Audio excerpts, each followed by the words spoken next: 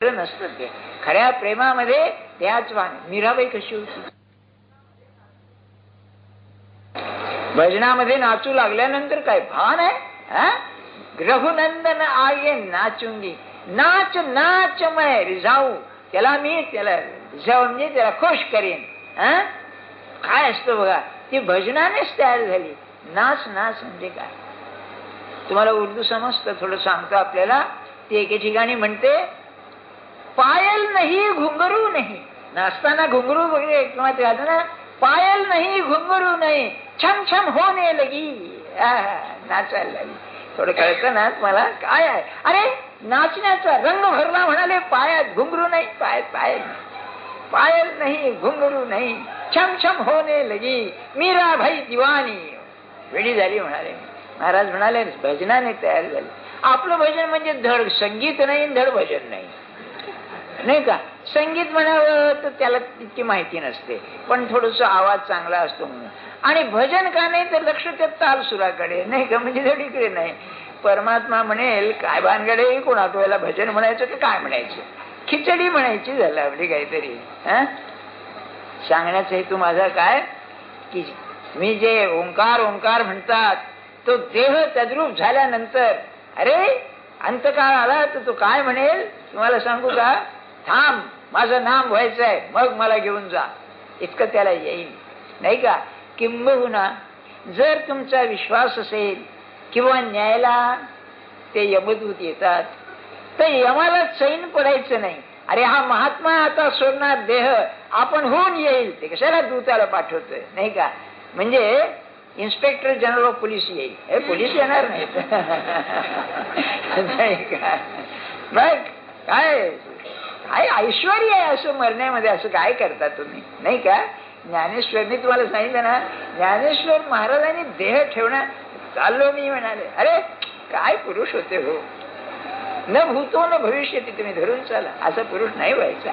आपण भाग्यवान आपल्या प्रांतामध्ये झाले, मराठी भाषेत केवढं नाही आदर्श घालून दिलाय ते की नाही. आपल्या कालिदासाला कविकुल चक्रवर्ती म्हणतात. कवींचं जे कुल आहे त्याचा राजा चक्रवर्ती महाराजा, तसे संत कवी संत कुल चक्रवर्ती आहेत बघा, नाही का.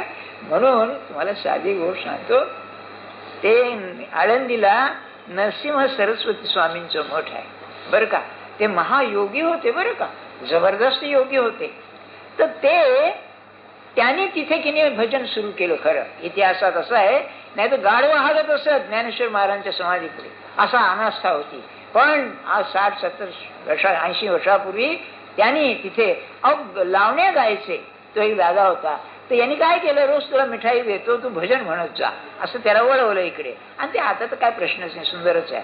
तेव्हा त्याने ज्ञानेश्वर महाराजांच्या समाधीपत्र डोकं ठेवण्याचा 2-3 वेळा प्रयत्न केला, पण ते पुढे गेले की बेशुद्ध होऊन पडायले. 2 वेळा असं झालं. तेव्हा ते म्हणाले मला सहन होत नाही त्यांच्या पुढे जायचं. काय त्या पुरुषाचं सामर्थ्य योग आणि काय असं नाही. सांगण्याचा हेतू माझा एवढाच की मृत्यू यायचा तो असा यावा.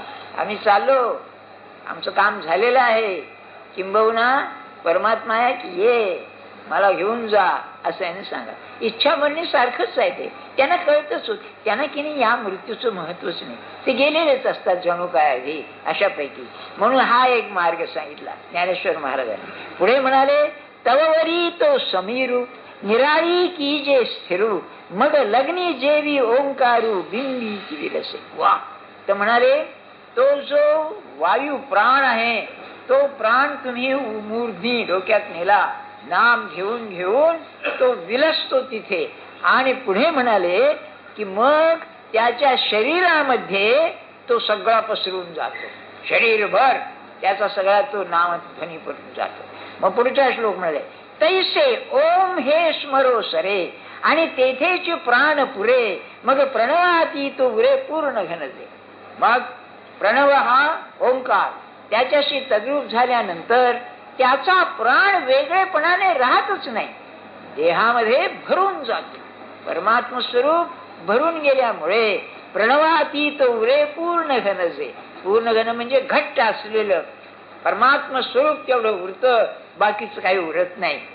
म्हणून प्रणवैक नाम एकाक्षर ब्रह्म जो माझे स्वरूप प्रम सरतच आसा. स्मरता साता म्हणजे त्या ओंकाराचं म्हणजे नामाचं स्मरण करता करता परमात्म स्वरूप जे आहे त्याच्याशी तद्रूप होऊन तो जातो. केवढं हे आहे बघा. आपण अभ्यास करायला पाहिजे. मी आपल्याला विनंती करतो, एवढं माझं ऐका. मी मोठा अधिकारी असं नाही बरं, तुम्हाला अत्यंत प्रेमाने सांगतो बरं का. आता तुमची आमची दोस्ती झाली आहे ना, तुमचे चेहरेसाठी पाठ झालेत मला नाही का. आणि काय असतं, मला ती सवय आहे, वर्गामध्ये सुद्धा प्रत्येकाची जागा ठरलेली असते.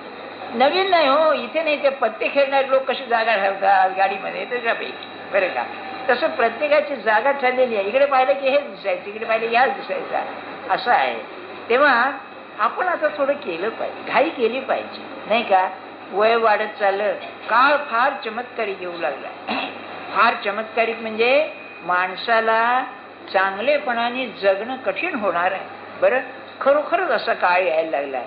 घरामध्ये शिस्त राहणार नाही, शाळेमध्ये कॉलेजमध्ये शिस्त राहणार नाही, ऑफिसात शिस्त राहणार नाही, बाकी समाज जीवनात तर नाहीच नाही. टीका नव्हे, परिस्थिती सांगतोय.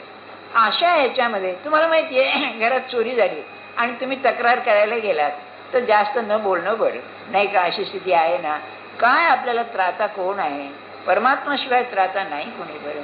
भगवंताला सोडू नका आणि त्याला सोप्यातला सोपा मार्ग नामस्मरण बरं. काय आपण कुठे आसनं करणार, कुठे प्राणायाम करणार, काय भानगडी करणार.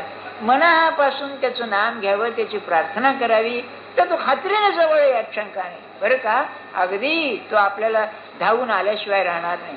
आणि ज्या ज्ञानेश्वर महाराजांनी एवढ्या खात्रीने सांगितलेलं आहे ते सोडतील का आपल्याला. आपण त्यांना माऊली म्हणतो ना, आईचं प्रेम असेलच ना काहीतरी. ते काही घटणारं नाही आहे, ते आहे कायम आहे बरं का. तेवढं आपण करा. आता पुढे म्हणतायत मग हे एकाक्षर ब्रह्म जे आहे हे माझं खरं परमस्वरूप आहे बरं का. ते मूळ श्लोक आहे ना, ओम इत्येकाक्षरम ब्रह्म व्याहरण मामन स्मरण त्यापरी त्याची देहाते तो त्रिशुद्धी पावे माते जया पावनया परवते आणिक पावणे नाही. असं नामस्मरण ओंकाराचं नाम घेऊन जो देह सोडतो त्याच्यासारखा सुंदर मृत्यू नाही बरं का. किती छान आहे मला सांगा. अगदी मला असं वाटतं, आपण समजा एका गाडीत रिझर्वेशन आहे आणि गाडीत बसलो आणि गाडी निघाल्यावर टाटा करतो ना, किती आनंदाने आपण जातो, किती स्वस्त मनाने. तसं देह सुटायची वेळ आली की आपण शांतपणे गेलो पाहिजे की आम्ही चाललो आपल्या करता. एक खूण सांगून ठेवतो, बरी मला आठवण द्यायची. आपण जाताना अत्यंत शांत मनाने गेलो याची खूण सांगून ठेवतो. हे का आता माझ्या अनुभवाचं नाही, पण आपलं ऐकलेलं आहे नाही का. कारण इथे रंगीत तालीम नाही नाही का. अरे बापून सांगायला काय आहे, स्वाभाविक काय आहे, मनुष्य मेला की घरातलं वातावरण उदास होतं होय ना. आणि आपल्याकडे एक पद्धत फार आहे, काही संबंध नाही, फार वाईट झालं हो आमचं झालं, ती जखम खाजवल्यासारखं होतं बघा सारखं बरं का. त्याला तितकं वाईट वाटतही नसतं, पण लौकिक आहे ना, काय करायचं, आमची व्याही आहेत भाऊ, जायला पाहिजे हो, अशा पैकी आहे ते सगळं बरं का. पण जो असा गेला ना त्याच्या घरातलं वातावरण प्रसन्न राहील, ही खूण सांभाळत अगदी. तिथे ते उदास वातावरण राहणार नाही. कारण परमात्म्याच्या सहवासात तो गेलेला आहे, त्याचा सुगंध राहील. जसं एखादी उत्तम उदबत्ती लावल्यानंतर ती जळली तरी सुगंध थोडा वेळ टिकतो, तसा हा भगवंताच्या नामात गेलेला मनुष्य जो आहे तो खरोखरच मागे आनंद ठेवून जाईल. वियोगाचं दुःख राहीलच, सहवासाचं असतं, तरी पण छान झालं, चांगलं झालं, ते गेले वाईट झालं नाही असं वाटेल बघा. हे त्याचं मर्म आहे खरं नाही का. म्हणूनच त्यांच्या पुण्यतिथ्या करतात, उत्सव करतात, कारण तो आनंदाचा क्षण असतो खरं बरं. मग यापरी त्याची देहाते तो त्रिशुद्धी पावे माते जया पावणया परवते आणिक पावणे नाही. याच्या पलीकडे पावणे नाहीच म्हणजे सगळ्यात उत्तमात उत्तम अवस्था खरी. तेच अर्जुना जरी विपाये. आता खुद्द ज्ञानेश्वर महाराज अर्जुनाच्या तोंडात एक म्हणजे भगवंताच्या तोंडात घालताय, अर्जुना तुलाशी संशय येईल की काय बाय खरं आहे का खोटं आहे, नाही ते आपल्यालाच सांगतात ना. तेच अर्जुना जरी विपाये तुझ्या जीवी हान आईसे जाये. तुला असं संशय येईल ना, हे स्मरण मग होय काशयावरी अंती. मग हे स्मरण शेवटी कसं होईल, नाही का? आपल्याला तीच अडचण आहे ना, किंवा शेवटी कसं काय आठवायचं? अहो 1000 गोष्टी आठवायच्या, नाही का? अहो ते एवढीच व्याज कमी केलंय आता सरकारने, नाही का? आलं लक्षात, नाम भीम राहून गेलं सगळं, गायब होऊन गेलं. कसं काय आहे हो, नाही का? नाही ते बँकेत घोटाळा झाला, आलं की पंचायती. मग सांगण्याचा हेतू काय? ते स्मरण सारखं राहणं मोठं कठीण आहे.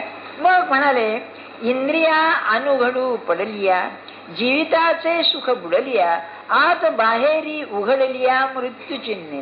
फार सुरेख अवस्था काय वर्णन करतायत? इंद्रिया अनुघडू पडलिया, इंद्रिय काम करीत नाहीत. काय होतं? प्राण खेचला जातो. एक सांगून ठेवतो की मरायच्या वेळेला आपला प्राण देहातून बाहेर येतो, त्यावेळेला फार कष्ट होतात माणसाला. बरं, हे ध्यानात ठेवा. झोपी जाणं निराळं आहे. मृत्यूच्या वेळेला प्राण असा खेचला गेल्यामुळे नको वाटतं, देहातून तो बाहेर पडतो तेव्हा.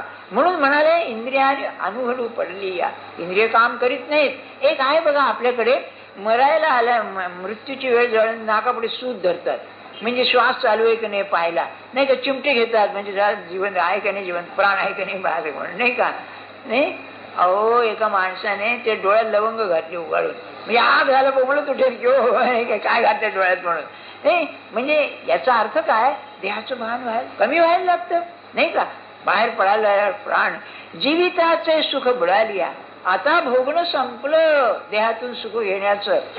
आत बाहेरी उघडलिया मृत्यू चिन्हे, हातपाय गार पडायला लागलेले आहेत, मृत्यू चिन्ह, डोळे थिजायला लागलेले आहेत.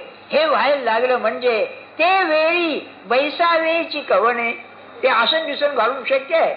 आता लोक काय करतात, मेल्यानंतर त्याला मांडी मिंडी घालून जबरदस्ती बसवतात. झालं आपल्याला, नाही का? नाही तर ताटतो नव्हतो, असं होतं. मग आधीच त्याचे हातपाय मोडून त्याला बसवून टाकतात, झालं नाही का? म्हणजे ताटीवर घालायला सोपं जातं मला वाटतं, असे काय कोणा.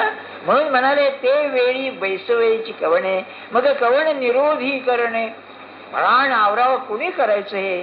तेच कायाचे अंतःकरणे प्रणव स्मरावा. मग मनाने प्रणवाचं स्मरण कुणी करावं? कसं त्यांना आपली जाणीव आहे बघा, की मी सांगत असताना सामान्य माणसाला हे कठीण आहे, नाही का? त्या आसन बिसन कसलं आलंय हो त्यावेळेला? साधू पुरुष असतात त्यांची गोष्ट जाऊ द्या, ते आधीच आसन घालून बसतात त्यांचं. पण आपल्यासारख्याच कसं काय शक्य आहे, नाही का? मग ते वेळी तरी गा ऐशिया हो ध्वनी, जणे थारा देशी गा मनी, तो पै नित्य सेविला मी निदानी सेवकू होय. काय भगवंताचं हे आहे, आश्वासन आहे. अशी अवस्था आल्यानंतर मग काय करायचं? तर म्हणाले, जो माझं नित्य स्मरण करतो त्याची सेवा मी त्यावेळेला करतो. काय आहे म्हणजे परमात्मा मदतीला येतो. याचा अर्थ असा आहे, या विश्वामध्ये आध्यात्मिक शक्ती वावरत आहे, गुरुची शक्ती ही त्यातली आहे. आणि आपण अशा अवस्थेत जाऊ लागल्यानंतर तो बरोबर मदतीला येतो आणि आपलं अनुसंधान टिकवतो. म्हणून महाराज म्हणाले की माझ्या गुरुनी मला एक विद्या दिली आहे, मी माझ्या माणसाचा अंत काढतो म्हणाले.